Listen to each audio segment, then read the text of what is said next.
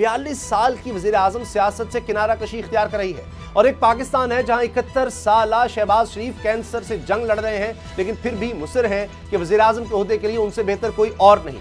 यही हमारी जमहूरियत का अलमिया है कि हमारे सारे रहबर ताहयात रहबरी करना चाहते हैं। तस्वीर बहुत इंपॉर्टेंट है, ये हर उस आदमी को देखना चाहिए जो पाकिस्तान में जमहूरियत का चमचा, प्रोपेगेटर, दाई और इलेक्शन खेलने का या सिलेक्शन खेलने का तमन्नाई है।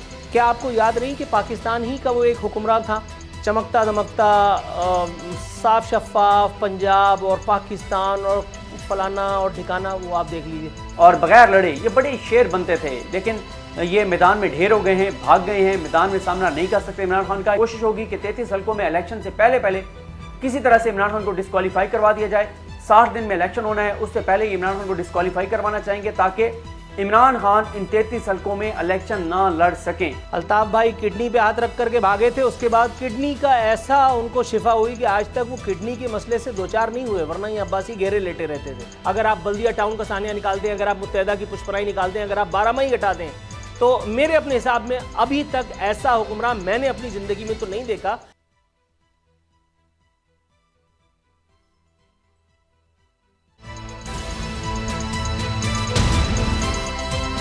अब पता चला। बिस्मिल्लाहिर्रहमानिर्रहीम, अस्सलाम वालेकुम, मैं हूं मोहम्मद उसामा गाजी, आप देख रहे हैं अब पता चला। खबर यह है कि न्यूजीलैंड की वज़ीर आज़म जसिंडा आर्डर्न ने मुस्ताफ़ी होने का फैसला कर लिया है। अपने बयान में उनका कहना है कि मेरा ख्याल है कि अब वो वक्त आ गया है कि मैं वज़ीर आज़म का मनसब छोड़ दूं। अब एक और मुद्दत तक फ़राइज़ सर अंजाम देने के लिए मुझ में वो तवानाई बाकी नहीं है। नाजरीन, एक न्यूजीलैंड है जहां 42 साल की वज़ीर आज़म सियासत से किनारा कशी इख्तियार कर रही है, और एक पाकिस्तान है जहां 71 साला शहबाज शरीफ कैंसर से जंग लड़ रहे हैं, लेकिन फिर भी मुसर हैं कि वज़ीर आज़म के ओहदे के लिए उनसे बेहतर कोई और नहीं। यही हमारी जमहूरियत का अलमिया है कि हमारे सारे रहबर ताहयात रहबरी करना चाहते हैं, चाहे इसकी मुल्क को कितनी ही भारी कीमत क्यों ना अदा करनी पड़े। सियासत के इन तजर्बाकारों के चंद माह के इक़्तिदार ने मुल्क को कहां पहुंचा दिया है। मुल्क में एक महीने का हाई स्पीड डीजल और 18 दिन, सिर्फ 18 दिन का पेट्रोल बाकी रह गया। स्टेट बैंक के पास सिर्फ 4 अरब डॉलर के ज़र मुबादला के ज़खायर, हजारों कंटेनर बंदरगाह पर फंसे हुए हैं। कल सनतकारों ने अपनी फैक्ट्रियों की चाबियां ब्रीफ केस में रख कर गवर्नर स्टेट बैंक को पेश कर दी थी। खजाना खाली है और वज़ीर आज़म शहबाज शरीफ ने एक और मुआविन खुसूसी की काबीना में भर्ती कर ली है। ये तजर्बाकार एतराफ़ करते हैं कि सियासी अदम इस्तेहकाम और मईशत साथ साथ नहीं चल सकते, मगर फिर भी रियासत नहीं सियासत बचा रहे हैं। ये लोग तहरीके इंसाफ को असेंबली में वापसी की दावत देते रहे, जब वो वापस आती नजर आई तो इस्तीफे मंजूर करके खुशियां मना रहे हैं कि कैसा सरप्राइज दिया। जो सरप्राइज महंगाई आवाम को दे रहे हैं, इसकी इन्हें कोई फिक्र ही नहीं। ऐसे मुल्क कैसे चलेगा? इस सियासी जंग का अंजाम क्या होगा, इसी से आगाज करेंगे। सिद्दीक जान और नूर आरफीन मेरे और ख़ास तौर पर आज हमें प्रोग्राम में आमिर डोगर साहब भी ज्वाइन करेंगे, चीफ विप PTI, उनसे भी हम बात करेंगे। सिद्दीक जान, जिस तरह हम देख रहे हैं कि अब एक और सरप्राइज़ तैयार हो रहा है कि पहले 35 इस्तीफे थे, अब जनाब बाकी इस्तीफे भी मंजूर कर लिए जाएंगे। ये क्या वाकई तहरीक इंसाफ के लिए सरप्राइज़ है? इससे PDM हुकूमत को बड़ी मजबूत हो जाएगी? अदम एतमाद या एतमाद का जो मामला है जिसकी वजह से सारा कुछ किया गया है, जिस खौफ में, वो सब रुक जाएगा?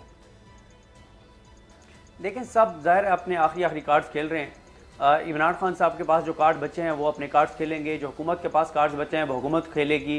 हुकूमत ने सरप्राइज़ तो दिया तहरीक इंसाफ को। तहरीक इंसाफ ये एक्सपेक्ट नहीं कर रही थी कि हुकूमत इस तरह से उनके इस्तीफे मंजूर कर लेगी, और हुकूमत ने सरप्राइज़ ज़रूर दिया, लेकिन उसके बाद बगैर लड़े पसपाई भी इख्तियार कर ली और मैदान से भी भाग गए।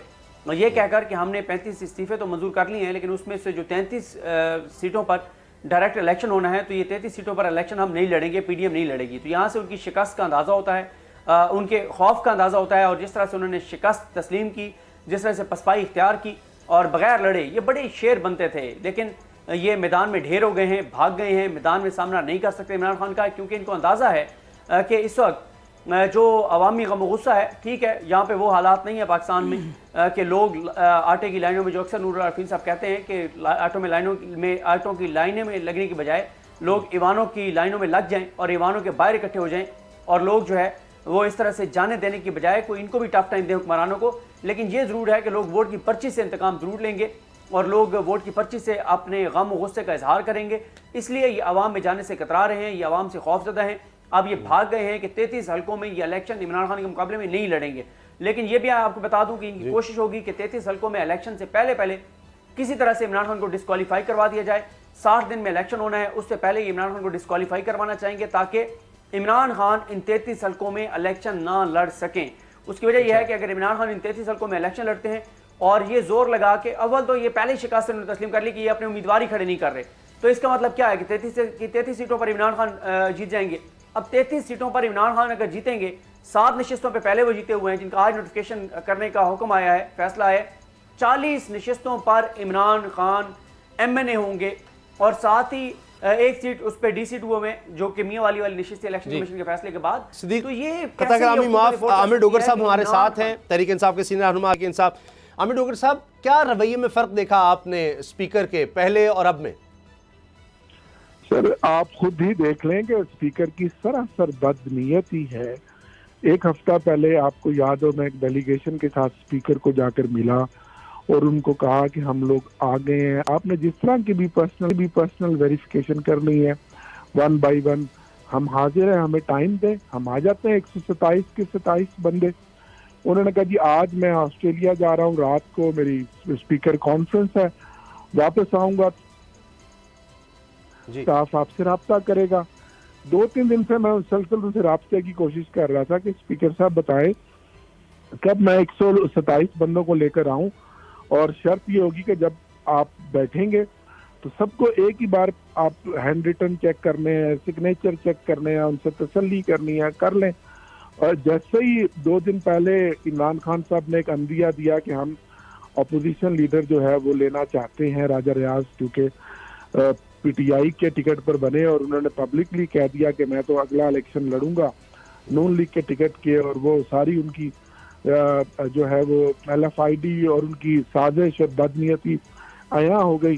اگلے دن ہی ان کی کانپیں ٹانگ گئی اور آپ نے دیکھا کہ 35 استعفے انہوں نے جلد بازی میں آ کے چن کے منظور کر دیے.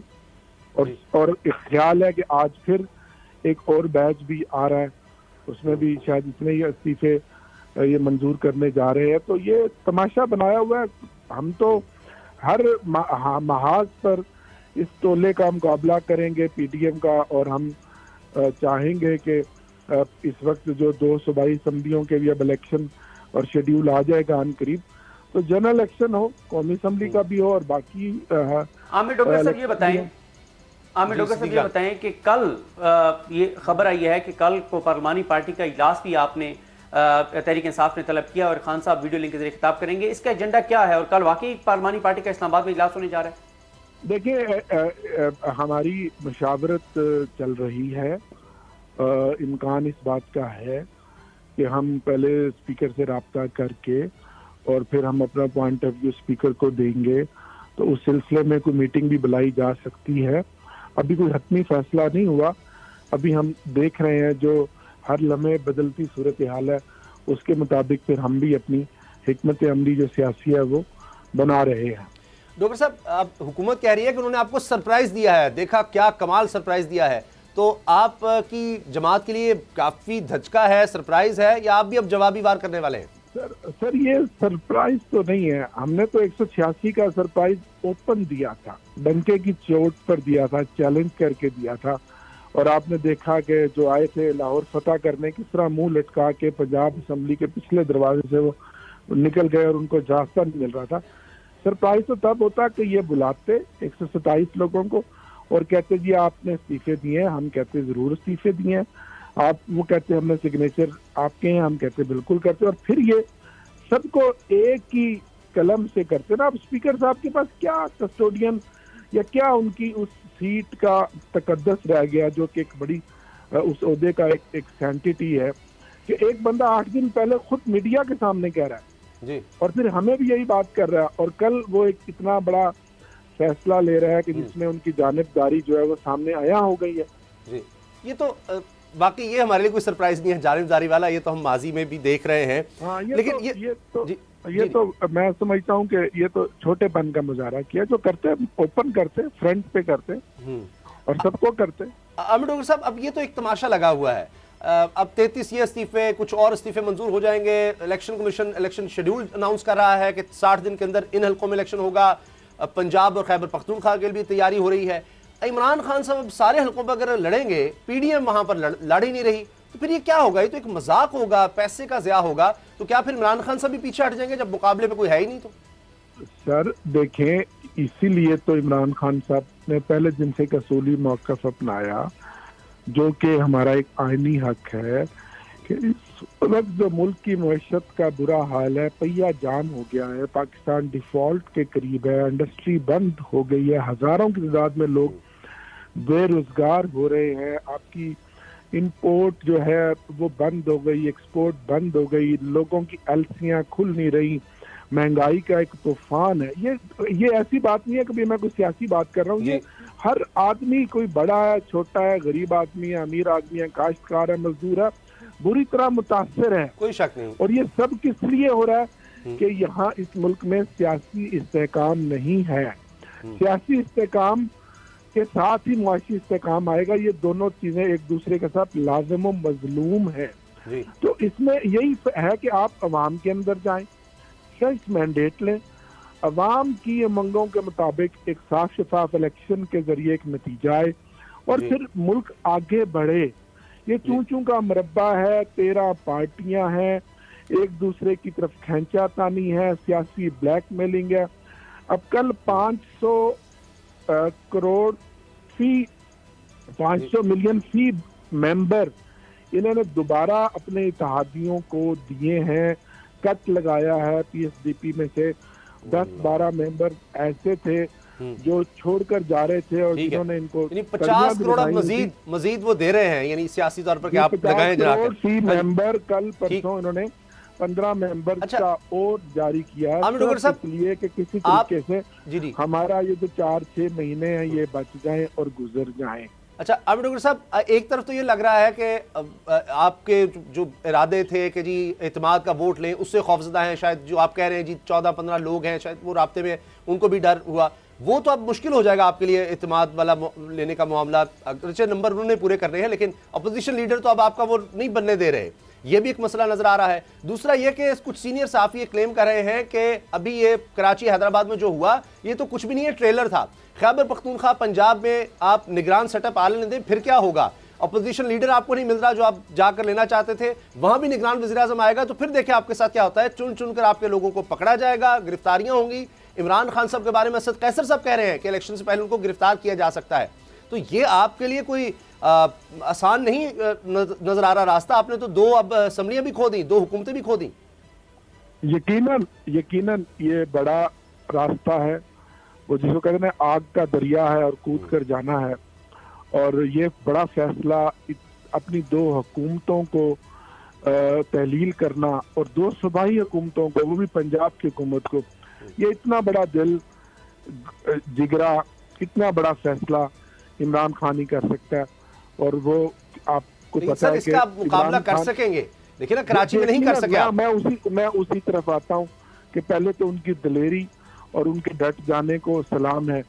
اور دوسرا یہ ہے کہ دیکھیں، اگر اللہ تعالیٰ کی ذات عمران خان کے ساتھ ہے اور اللہ تعالیٰ ان کو اپنی حفاظت میں رکھے، اللہ ان کو حفظ و امان میں رکھے، آمین، اور پاکستان کی عوام ان کے ساتھ ہے، تو یہ ڈیفائننگ مومنٹ ہے، فیصلہ کن گھڑی ہے. فیصلہ ہو کر رہے گا کہ کیا عوام کے مینڈیٹ کو چرانا ہے اس طرح سے جیسے پاکستان کے پہلے 20-30 سالوں میں حال ہوا ہے، اور اب پھر جو حال ہو رہا ہے. تو پھر یہ تو ان کو بھی سوچنا ہے نا، جو مقتدر قوتیں ہیں، کہ اگر ان کے من مانے نگران وزیر اعلیٰ بھی آ جائیں دونوں صوبوں میں، تو پھر پاکستان کس سمت میں جائے گا. یہ تو ان کو سوچنا ہے. جو فیصلہ ساز حلقے ہیں، جو بیٹھے ہیں، اور جن کے ہاتھ کے اندر ریموٹ ہے، ان کو سوچنا ہے. صحیح. بہت بہت شکریہ عامر ڈوگر صاحب. یہ خوفناک بہت بہت شکریہ، بڑی مہربانی، آپ نے وقت دیا. عامر ڈوگر، چیف وپ تحریک انصاف، ہمارے ساتھ تھے. اب بریکنگ نیوز کے بعد آتے ہیں ٹاپ سٹوری پر. نور عارفین، جو ہم نے دیکھا کراچی میں، اب اس کے بعد ہو رہا ہے کہ میئر کس کا ہوگا. جماعت اسلامی کہہ رہی ہے جی آرام سے مان جائیں. یہ بھی بات ہو رہی ہے کہ شاید 2 حصوں میں کراچی کو تقسیم کر دیا جائے. اس پر ایم کیو ایم کی سوچ کیا ہوگی؟ کیا دیکھ رہے ہیں آپ؟ بھائی پہلے تو میں یہ دیکھ رہا ہوں کہ عامر ڈوگر صاحب نے ایک غلط مصرع پڑھا ہے، میں اس کو صحیح کر دوں. ایک آگ کا دریا ہے اور کود کے جانا نہیں ہے، ایک آگ کا دریا ہے اور ڈوب کے جائیں. ان کو سمجھا دیجئے کہ کودنے سے پرہیز کریں. چلیے دوسری بات، ابھی آپ نے جو ہے وہ میرا کریڈٹ کھایا نادانستگی میں، یقیناً میں آپ سے حسن ظن رکھتا ہوں. مجھے نہیں پتا کون سا اسد کریڈٹ ہے، میں نے قیصر دے دیا صاحب آپ کو معذرت کے ساتھ، جو بھی کریڈٹ ہے وہ آپ کا ہوا. اسد قیصر صاحب جو ہے انہوں نے عمران خان صاحب کی گرفتاری کا خدشہ ظاہر کیا ہے، آپ نے اس کا تذکرہ کیا. تو پورے پاکستان میں الحمدللہ یہ خادم، یہ گناہگار وہ پہلا اور آخری آدمی تھا جس نے عمران خان کی نااہلی اور گرفتاری کی پیشن گوئی بچپن میں ہی کر دی تھی. اچھا اب آپ کے سوال پہ آتے ہیں. یہ واقعی ایک انتہائی حیران کن اور مذہقہ خیز سی سچویشن ہے. ابھی ایک چینل پہ میں دیکھ رہا تھا، وہ بھی اپنی روٹی سینک رہے تھے، انہوں نے دکھایا کہ 24 گھنٹے پہلے سعید غنی کیا امیتابھ بچن ٹائپ کے ڈائلاگ مار رہے تھے کہ رشتہ دینا ہے تو حافظ نعیم فلاں فلاں کریں. حافظ نعیم ان کی بات کا، ان کی گولہ باری کا جواب دے رہے تھے. شرجیل میمن جو ہے وہ بھی چوڑے میں چل رہے تھے. اور 24 گھنٹے ابھی گزرے اور دیکھیے، آپ دیکھیے سعید غنی صاحب کیسے میسنے بن کر کے اور جا کر کے ان کے برابر میں کھڑے ہوئے ہیں. یہ روٹی ٹکر کا سوال ہے بھائی. پہلے بھی کہہ چکا ہوں، دوبارہ میں یہ سمجھتا ہوں کہ حکومت میں کسی نہ کسی طور بلدیاتی نظام میں پیپلز پارٹی کی شمولیت اس لیے ضروری ہے، ایک کہ ان کے منہ کو خون بھی لگا رہے، ان کو یہ بھی آسرا رہے کہ ہاں یار ہمیں کچھ ملے گا. اور دوسرا یہ سندھ حکومت کو جو چھیڑ چھاڑ کی عادت ہے بلدیاتی سیٹ اپ میں گھس کر کے اپنی منمانی کرنے کی 18ویں ترمیم کی آڑ میں، تو اس سے بھی آپ پرہیز برتیں. کراچی میں آئیڈیل سچویشن تو مجھے یہ لگتی ہے کہ میئر جماعت اسلامی کا ہو، آئیڈیل، جی جی، اور پیپلز پارٹی کا ڈپٹی میئر، وہ بسکٹ ان کو دے دیا جائے تاکہ دونوں گاڑیاں جو ہیں وہ ترقی کی بھی اور پیپلز پارٹی کی بھی ساتھ ساتھ چلتی وہ دونوں خوش ہو جائیں، یہ جوخم دونوں خوش ہو جائیں. لیکن اب یہ پیپلز پارٹی مانے تو پھر ہی ہے. صدیق جان، یہ بھی خبر ہے کہ شرجیل میمن صاحب نے جس طرح کہا نا کہ سمجھ نہیں ہے جماعت اسلامی کو ووٹ کیوں مل گیا، عوام کو یہ بھی سمجھ نہیں ہے پیپلز پارٹی کو کیسے مل گیا. مگر یہ دو حصوں کی بھی بات ہو رہی ہے کہ ایک طرف میئر کراچی میں جماعت اسلامی کا آ جائے، دوسرے حصے میں میئر پیپلز پارٹی کا آ جائے. تو یہ تو ایک طرح سے کراچی کی تقسیم ہو جائے گی. تو بڑے فارمولے چل رہے ہیں آج کل. دیکھیں اچھا ہے، بس سارے خوش ہو جائیں، سارے راضی ہو جائیں، عوام کو کچھ ملے یا نہ ملے. بہرحال فیصلہ تو جماعت اسلامی کو کرنا ہے کہ انہوں نے کس طرف جانا ہے. اس پیپلز پارٹی کے ساتھ جانا ہے جس پیپلز پارٹی کے خلاف انہوں نے دراصل جن کی کرپشن، لوٹ مار، بد انتظامی کے خلاف انہوں نے الیکشن لڑنے. لیکن جماعت اسلامی اگر سیاسی مفاد کو دیکھے گی تو پھر تو ان کو پیپلز پارٹی کے ساتھ ہی جانا چاہیے، کیونکہ جماعت اسلامی کا سیاسی مفاد اسی میں ہے کہ وہ اس لیے پیپلز پارٹی کے ساتھ جائیں کہ وہ فنڈز بھی دیں گے، پیسہ بھی دیں گے. اور لیکن دوسری طرف یہ بھی ہے کہ جماعت اسلامی اس بات کا بھی پتہ ہے کہ وہ ان کے ساتھ حکومت بنائیں گے تو پھر جو بلدیاتی اداروں میں کرپشن لوٹ مار ہے اس کا کیسے خاتمہ کریں گے. پھر وہ پہلے سے جو ادارے ہیں ان میں جو کرپشن لوٹ مار کے خلاف کارروائی کیسے کریں گے. کرپشن لوٹ مار کرنے والوں کو ہی اگر وہ حصے دار بنا لیں گے تو. لیکن جماعت اسلامی جو ہے ظاہر ہے وہ اس وقت اصول کو تو نہیں دیکھے گی، وہ تو سیاسی مفاد کو دیکھے گی. اور اگر سیاسی مفاد کو دیکھے گی تو بالکل وہ پیپلز پارٹی کے ساتھ اتحاد کریں گے. لیکن پیپلز پارٹی کے ساتھ اتحاد کریں گے تو مجھے اس بات کی سمجھ نہیں آتی کہ پھر جماعت اسلامی کیسے کرپشن کے خلاف بات کرے گی، بد انتظامی کے خلاف. مگر وہ یہ کہیں گے کہ نہیں ملیں گے. سندھ حکومت تو پیپلز پارٹی کے پاس ہے، پھر فنڈ کیا کریں گے، ہم تو عوام کی خدمت کے لیے، ورنہ ہو نہیں سکتی. یہ بھی ان کے پاس ایک جواز ہو سکتا ہے. بریک کا وقت ہے، بریک کے بعد عارفی نامہ میں بات کریں گے کہ دعویٰ یہ ہے پیپلز پارٹی کا کہ پوری دنیا سے لوگ سندھ میں علاج کے لیے آتے ہیں، لیکن تصویر کا دوسرا رخ آپ کو دکھائیں گے امریکہ میں کیا ہوا. بریک کے بعد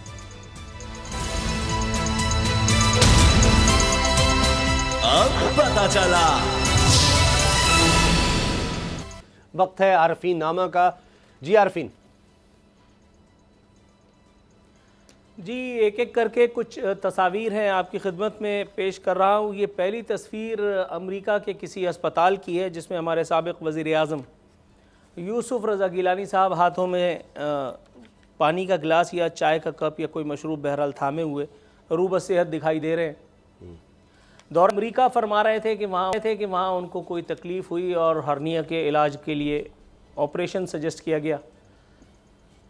بیٹے نے بھی آج اس حوالے سے ایک خبر دی ہے. انہوں نے بتایا کہ یوسف رضا گیلانی جو ہے وہ عنقریب پاکستان واپس آ جائیں گے. ایک ایمرجنسی تھی، ظاہر ہے کہ اس میں علاج کروانا ضروری بھی تھا، لیکن میرا خیال ہے کہ یہ تصاویر بہت امپورٹنٹ ہیں. یہ ہر اس آدمی کو دیکھنا چاہیے جو پاکستان میں جمہوریت کا چمچہ، پروپیگیٹر، دائی اور الیکشن کھیلنے کا یا سلیکشن کھیلنے کا تمنائی ہے۔ یہ تصویریں ہمارے ان مسیحاؤں کی ہیں، ان غریب بھوکے ننگے مفلسوں کے امیر عیاش حکمرانوں کی یہ تصاویر ہیں کہ جو پاکستان میں اگر ہوتے بھی تو بھی علاج کے لیے یقیناً باہر ہی جاتے ہیں۔ یہ تو چلو خیر، یوسف رضا گیلانی صاحب کا ایک حادثہ ہو گیا تھا، ان کو وہاں ٹریٹمنٹ لینا پڑ گیا۔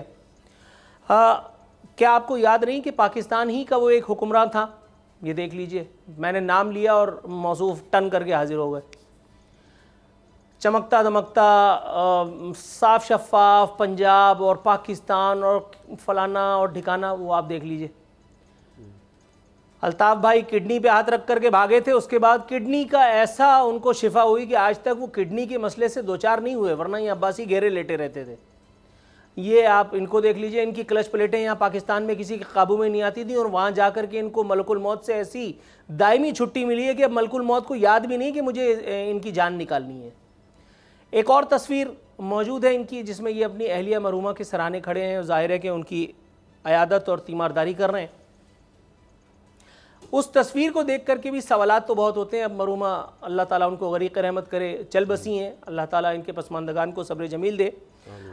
مجھے اعتراض اس تصویر پہ بھی نہیں ہے، میں نے اس وقت بھی کرٹیسائز کیا تھا پی ٹی آئی کے ان چھچوروں کو کہ جنہوں نے جا کر کے اور گھس کر کے اسپتال میں تصویریں نکالنے کی کوشش کی تھی، پی ٹی آئی کے ان زبان دراز رہنماؤں کی میں نے اس وقت بھی حجامت کی تھی ٹیلی ویژن پہ کہ جو محترمہ کی علالت پر جو ہے وہ تبرہ کیا کرتے تھے اور آج عمران خان کو گولی لگنے کا دفاع کرتے نظر آ رہے ہیں۔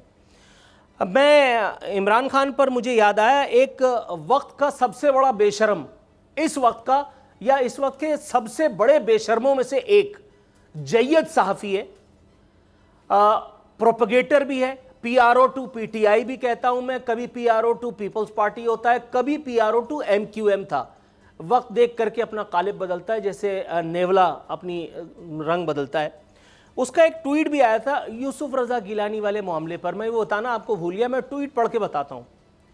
لکھا ہے کہ کاش وہ دن آئے جب ہمارے وزراء اعظم ملک میں علاج کو ترجیح دیں۔ نواز شریف 38 ماہ سے لندن میں زیر علاج ہیں، شہباز شریف بھی لندن میں علاج کرواتے ہیں، یہاں تک تو بات ٹھیک تھی۔ یہ تو بات میں نے ابھی تھوڑی دیر پہلے کہی ہے، مذاق خیز جملہ آگے آ رہا ہے۔ لکھتے ہیں حضرت ماں سوائے عمران خان بدترین حالت میں بھی لاہور میں علاج کروایا۔ اچھا ان سے یہ پوچھو کہ عمران خان نے جو علاج کرایا تھا وہ علاج جو ہے شوکت خانم میں ہی کروایا تھا نا، اور جہاں تک مجھے یاد ہے شوکت خانم کینسر ٹریٹمنٹ ہاسپٹل ہے۔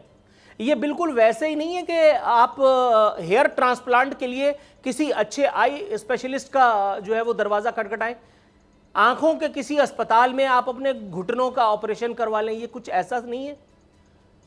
حیران ہوں دل کو روؤں کہ پیٹوں جگر کو میں، اور یہ لوگ صحافی ہیں، اور یہ لوگ صحافی ہیں اسکرین گھیرے بیٹھے رہتے ہیں۔ ایک اور تصویر ہے بھائی، اب انہی تصویروں پہ آ جانا، وہ ایک اور تصویر ہے جس میں ایک ہمارے سابق حکمراں، اللہ تعالیٰ ان کو شفائے کاملہ عاجلہ عطا فرمائے، ویسے میں ان کا مرید ہوں، ان کا فین ہوں، انہوں نے کراچی کے لیے جو کچھ کیا، جنرل ریٹائرڈ پرویز مشرف صاحب، موجودہ حکمرانوں سے سابق حکمرانوں سے بہت ساری باتیں ان میں ایسی ہیں جو میرے دل کو اچھی لگتی ہیں۔ میں ان کو بہت ساری وجوہات کی بنا پہ، اگر آپ بلدیہ ٹاؤن کا ثانیہ نکال دیں، اگر آپ متحدہ کی پشپرائی نکال دیں، اگر آپ 12 مئی ہٹا دیں، تو میرے اپنے حساب میں ابھی تک ایسا حکمران میں نے اپنی زندگی میں تو نہیں دیکھا، اور خوش قسمتی یا بد قسمتی سے یہ بھی عامر تھا، تو اس لیے یہاں پہ بھی جمہوریت کا ستیہ ناس۔ پرویز مشرف صاحب بھی علیل ہیں، دبئی کے ایک اسپتال کی ان کی یہ تصویر تھی۔ ایک اور تصویر میں یہ اپنے رشتہ داروں کے ساتھ جو ہے وہ وہاں ایک ہسپتال میں جو شفا کے منتظر تھے، ان کی فیملی اس تصویر میں تھی۔ حیرت اس بات کی ہوتی ہے اور افسوس بھی ہوتا ہے کہ پاکستان میں حکمراں آتے اور چلے جاتے ہیں، لیکن ایک آدمی کو پینے کا صاف پانی ملتا ہے، نہ ہی صحت عامہ کی وہ سہولیات جو ہمارے حکمرانوں کو اقتدار سے رخصت ہونے کے باوجود بھی ایئر ایمبولنسز تک ان کے گھر کے دروازے پر ان کی اگر چھینک بھی آ جائے تو ان کا منہ دیکھ رہی ہوتی ہے، لیکن عام آدمی کے مقدر میں یہاں ابھی بھی بخار کے لیے لال دوائی تک نہیں ہے۔ نہ جانے کب اس ملک میں حقیقی وہ جمہوریت کا سورج طلوع ہوگا جس کے فضائل ہمیں میں صرف اتنا عرض کر دوں کہ ایک دفعہ ایک بہت بڑے پاکستان کے یہ سوال میں نے کیا تھا انٹرویو میں کہ کب ہمارے ہاسپٹل کے حالات ٹھیک ہوں گے، تو انہوں نے کہا تھا جب ہمارے حکمران یہاں پر علاج کروانا شروع کر دیں گے تو خود بخود حالات ٹھیک ہو جائیں گے۔ جناب آتے ہیں انسائیڈ سٹوری پر۔ اب علاج کرنے آئی تھی یہ حکومت مہنگائی کا، غریب لوگوں کی غربت مٹانے آئی تھی، لیکن اب تو کھیل ہی الٹا ہو گیا ہے۔ صدیق جان، اب تو خبریں یہ ہیں کہ آرڈیننس آنے والا ہے اور 200 ارب روپے کے لگ بھگ ٹیکسز لگیں گے، جن میں شاید ہی کوئی چیز بچ جائے ٹیکس سے. بجلی، گیس، پیٹرول وہ بھی مہنگا ہونا ہے، اور اس کے ساتھ ساتھ جناب IMF کے حوالے سے شرائط بھی مانی جانی ہے. دیکھیں یہ بہت ضروری ہے، ٹیکس لگنے چاہیے، بجلی مزید مہنگی ہونی چاہیے، گیس مہنگی ہونی چاہیے، پیٹرول ڈیزل مہنگے ہونے چاہیے، آٹا مہنگا ہونا چاہیے، گندم مہنگی ہونی چاہیے، سبزیاں دالیں مہنگی ہونی چاہیے. اس کی وجہ یہ ہے کہ ملک چلانے کے لیے کابینہ میں اضافہ کرنا ہے، اور کابینہ میں آج ایک اضافہ ہو بھی گیا ہے، آج ایک اور معاملے خصوصی کا اضافہ ہو گیا ہے. تو اگر ملک چلانا ہے تو اس کے لیے کابینہ وسیع چاہیے، اور اس کے لیے پیسے نہیں ہیں. اور پھر مریم نواز صاحب واپس آ رہی ہیں، ان کے لیے جلسہ کرنا ہے، وہ بھی پیسے چاہیے. میاں صاحب کو واپس لانا ہے، اس کے لیے ڈیلنگ کرنی ہے، اس کے لیے ڈیل کرنی ہے، اس کے لیے ججز مینیج کرنے ہیں، اس کے لیے کو بریف کیس دینے ہیں، وہ بھی پیسے چاہیے. تو پیسے تو بہت چاہیے اس ملک کو آگے لے جانے کے لیے. تو اس لیے بہت ضروری ہے ٹیکس لگانا، اور بالکل لگانا چاہیے. اور بالکل اس عوام پر ٹیکس لگنا چاہیے جو عوام ہر ظلم جبر اور ہر جو حکومتی جو نئے ٹیکسز ہیں یا مہنگائی ہے، تباہی اور بربادی ہے، اس کو بڑے آرام سے ایکسیپٹ کر رہی ہے. تو اس لیے بالکل بڑھنے چاہیے، اور قیمتیں ڈبل ہونی چاہیے، پیٹرول کی بھی ڈیزل کی بھی، کیونکہ عوام کو کوئی ایشو نہیں ہے. ہماری عوام وہی ہے کہ جوتے مارنے والوں کو اضافہ کر دو، ہمیں کوئی مسئلہ نہیں ہے. آپ مجھے بتائیں کہ کوئی ایک طبقہ بتائیں جو اس وقت سراپا احتجاج ہو یا حکومت کو ٹف ٹائم دے رہا ہو. اس وقت حکومت کی جو اخلاقی پوزیشن ہے، جس وکٹ پہ وہ کھڑی ہوئی ہے، اگر 5000 لوگ احتجاج کرنے کے لیے پارلیمنٹ کے باہر آ جائیں تو حکومت کی اتنی اس وقت اخلاقی حیثیت نہیں ہے اور جرت نہیں ہے کہ وہ ان کو وہاں سے ہٹا سکیں، یا وہ ایک شیل استعمال کر سکیں، وہ کوئی لاٹھی چارج کر سکیں، وہ کسی طرح سے ان کو ہٹا سکیں. اتنی اخلاقی پوزیشن نہیں ہے. لیکن داد دیں پاکستانی قوم کو کہ 23-24 کروڑ میں سے 5000 بھی نہیں ہیں جو اس وقت پارلیمنٹ کے سامنے آ کے احتجاج کر سکیں، اس حکومت کو ٹف ٹائم دے سکیں. خودکشیاں کر لیں گے، پنکھے کے ساتھ لٹک جائیں گے، درخت کے ساتھ لٹک جائیں گے، جو ہے وہ زہر والی گولیاں کھا لیں گے، بچوں کے دھکا دے دیں گے نہر میں، دریا میں، خود سمندر برد ہو جائیں گے، لیکن حکومت کے خلاف نہیں نکلیں گے. تو بالکل حکومت کو بالکل داد دینی چاہیے، اپریشیٹ کرنا چاہیے، اور حکومت کو بالکل ٹیکس لگانے چاہیے، جتنے مہنگائی کر سکتے کر دیں. کیونکہ حکومت کو اس بات کا مکمل یقین ہے کہ پاکستان کے عوام کو کوئی فرق نہیں پڑتا. یہ گالیاں تو دے سکتے ہیں جی، لیکن حکومت کے خلاف نکل نہیں سکتے. تو حکومت کو آگے بڑھنا چاہیے اور بالکل مہنگائی جو ہے وہ کرنی چاہیے، کیونکہ ملک اگر چلانا ہے تو وسیع کابینہ چاہیے اور اس کے لیے پیسے چاہیے. بریک کے بعد بات کریں گے وائرل سٹوری شاہ خانہ کا جو معاملہ ہے وہ حکومت پر الٹا پڑ گیا ہے، اور اس کے حوالے سے ہم نور العارفین سے بھی ان کی رائے لیں گے. یہ جو اب مہنگائی کا نیا طوفان آ رہا ہے، کیونکہ سعودی عرب نے بھی ہاتھ کھڑے کر دیے ہیں کہ اب غیر مشروط امداد نہیں ہو سکتی. بریک کے بعد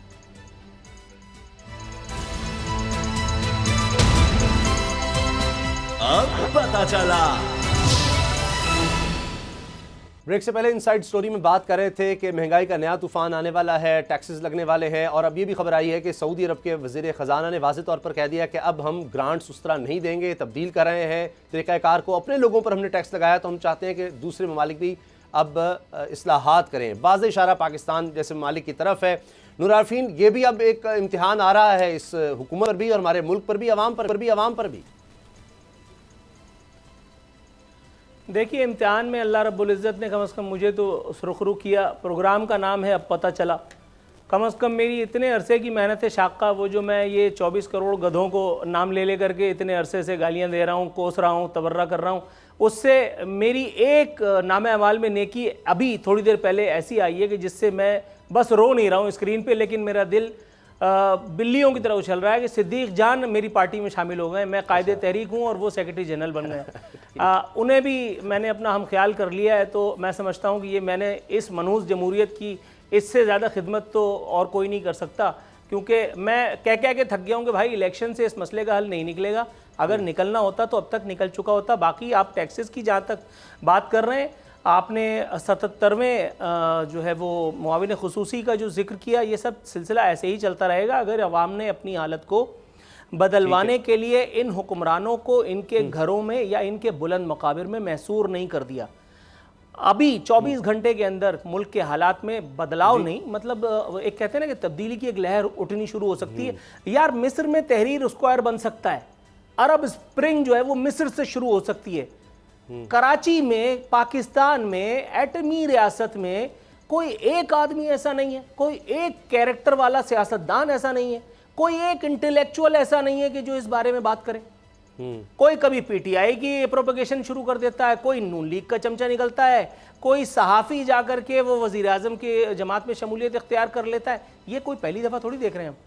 اس نظام سے جو بھلائی کی امید رکھنا بالکل ایسے ہی ہے جیسے میں نے آپ سے پرسوں کہا تھا کہ 2 زنخوں کی شادی کرا کے اور آپ اس کے بچے کو گود میں کھلانے کی تمنا رکھیں. ایسا ہو نہیں سکتا بھائی. ٹھیک, اب آتے ہیں وائرل سٹوری پر. جو معاملہ شروع ہوا تھا, وزراء جا کر میراتھن ٹرانسمیشنز میں شرکت کر رہے تھے کہ جی گھڑی خان نے, اب وہ گھڑی آئی ہے کہ کہا جا رہا ہے کہ تو ساری معلومات ہی کلاسیفائڈ ہیں.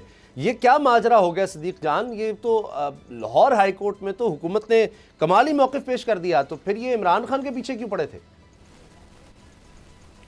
دیکھیں, ایک تو آج امتحان ہے ان اینکرز کا جو پرومپٹر کے اوپر چیخ کر اور پھیپھڑوں کا زور لگا کے اور عمران خان کے توشہ خانہ کا ذکر کیا کرتے تھے اور اتنا شور کرتے تھے اور اتنے چیختے تھے کہ دیکھ کے خوف آتا تھا اور دعا ہوتی تھی کہ یا اللہ کرم کریں یہ آج ہی ان کی کوئی رگ نہ پھٹ جائے. اتنے جذباتی ہو جاتے تھے.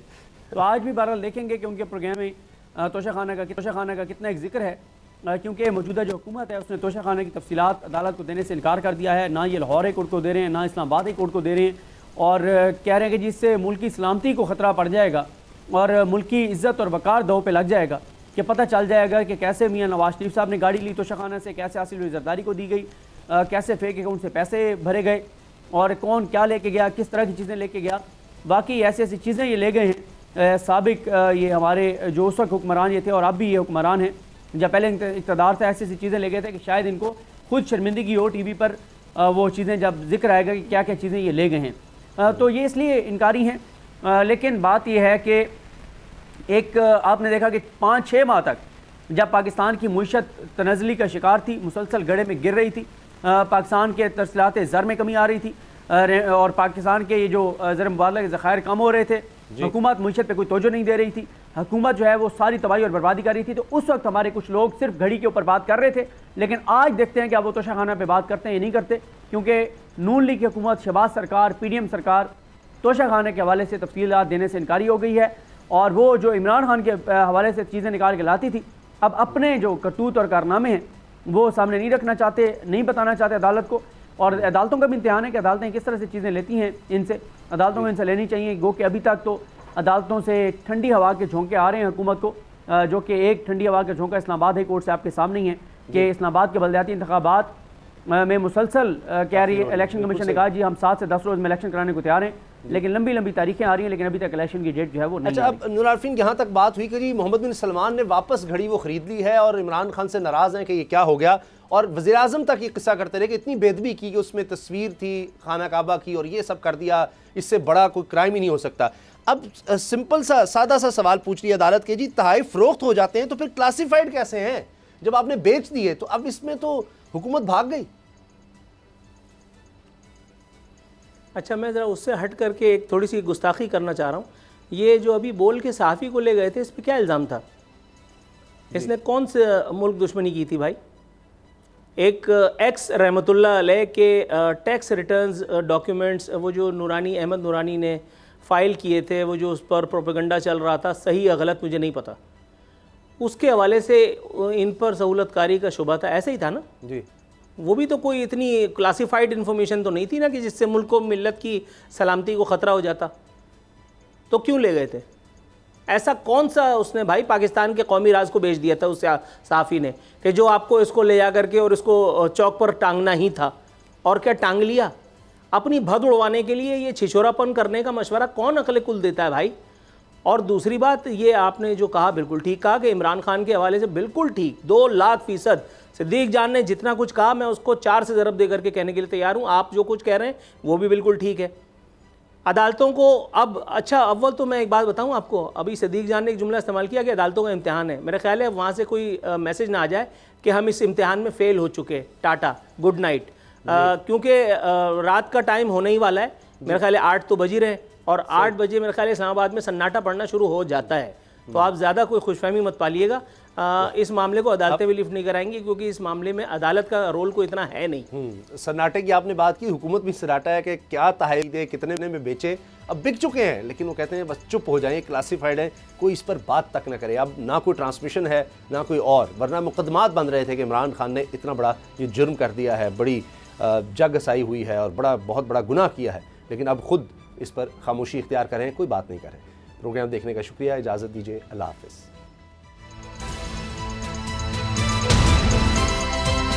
अब पता चला।